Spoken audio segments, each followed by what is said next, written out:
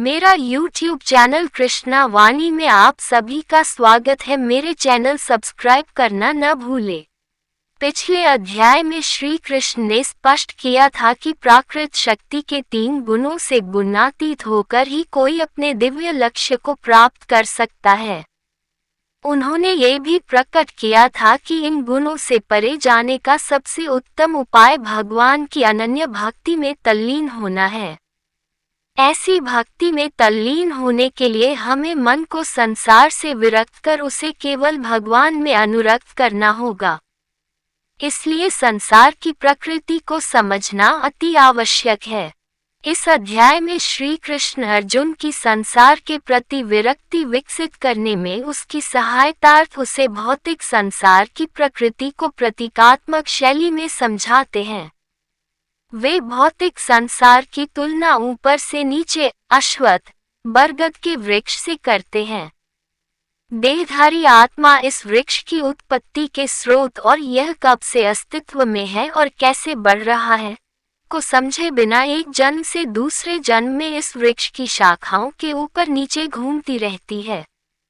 इस वृक्ष की जड़ें ऊपर की ओर होती हैं क्योंकि इसका स्रोत भगवान में है। वेदों में वर्णित सकौम कर्मफल इसके पत्तों के समान है। इस वृक्ष को प्राकृत शक्ति के 3 गुणों से सींचा जाता है। ये गुण इंद्रिय विषयों को जन्म देते हैं जो कि वृक्ष की ऊपर लगी कोम्पलों के समान हैं। कोम्पलों से वायवीय जड़ें फूटकर प्रसारित होती हैं जिससे वृक्ष और अधिक विकसित होता है। इस अध्याय में इस प्रतीकात्मकता को विस्तृत रूप से वर्णित किया गया है जिससे कि यह ज्ञात हो सके कि कैसे देहधारी आत्मा इस वृक्ष के भौतिक अस्तित्व की प्रकृति की अज्ञानता के कारण निरंतर संसार के बंधनों में फंसी रहकर भौतिक जगत के कष्ट सहन कर रही है। इसलिए श्री कृष्ण समझाते हैं कि विरक्ति की कुल्हाड़ी से इस वृक्ष को काट डालना चाहिए। तब फिर हमें वृक्ष के आधार की खोज करनी चाहिए जो कि स्वयं परमेश्वर हैं।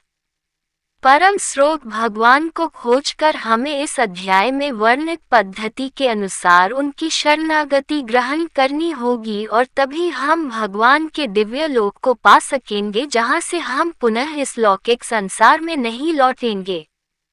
श्री कृष्ण आगे वर्णन करते हैं कि उनका अभिन्न अंश होने के कारण इस संसार में जीवात्माएं किस प्रकार से दिव्य हैं किंतु माया शक्ति के बंधन के कारण वे मन सहित 6 इंद्रियों के साथ संघर्ष करती रहती हैं। वे स्पष्ट करते हैं कि यद्यपि आत्मा दिव्य है किंतु फिर भी वह किस प्रकार से इंद्रिय विषयों के भोग का आनंद लेती है। श्री कृष्ण ये भी बताते हैं कि मृत्यु होने पर आत्मा अपने वर्तमान जीवन के मन और सूक्ष्म इंद्रियों सहित किस प्रकार से नए शरीर में देहांतरण करती है। अज्ञानी न तो शरीर में आत्मा की उपस्थिति को अनुभव करते हैं और न ही मृत्यु होने पर उन्हें आत्मा के देह को त्यागने का आभास होता है किंतु योगी ज्ञान चक्षुओं और मन की शुद्धता के साथ इसका अनुभव करते हैं।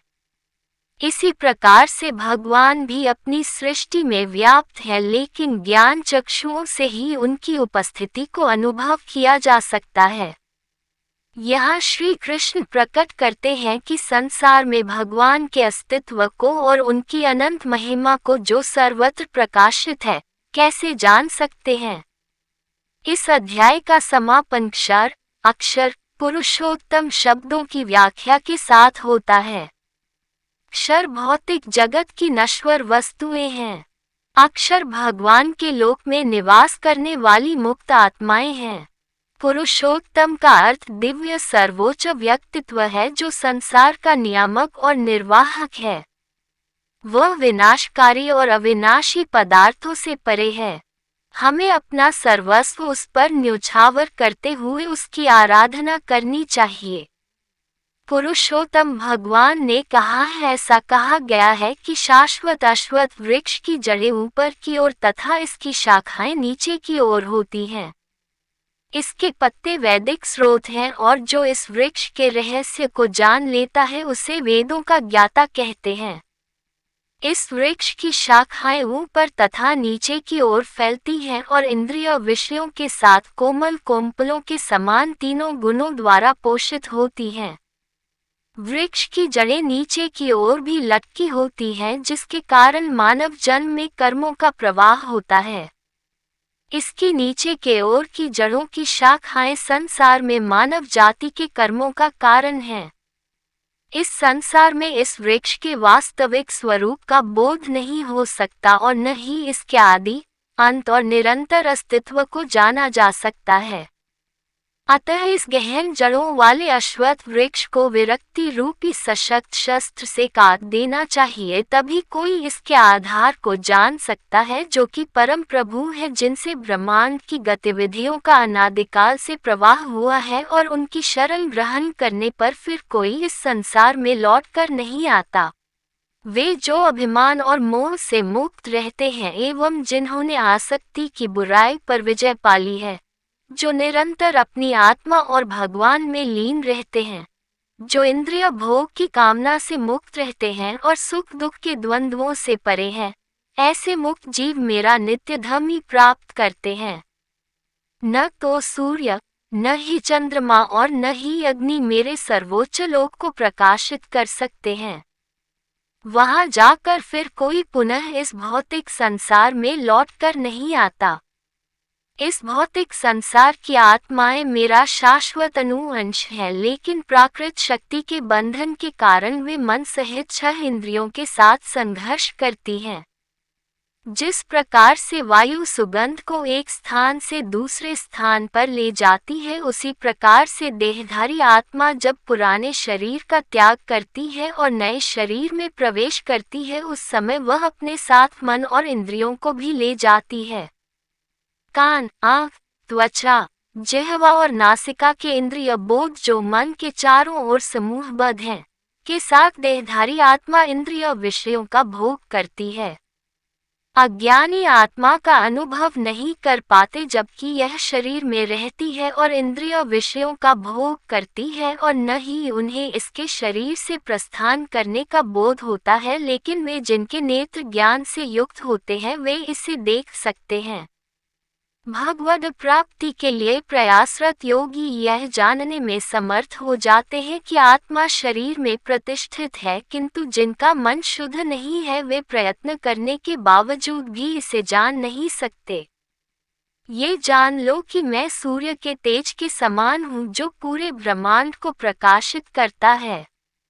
सूर्य का तेज और अग्नि की दीप्ति मुझसे ही उत्पन्न होती है। पृथ्वी पर व्याप्त रहकर मैं सभी जीवों को अपनी शक्ति से पोषित करता हूँ। चंद्रमा के रूप में मैं सभी पेड़ पौधों और वनस्पतियों को जीवन रस प्रदान करता हूँ।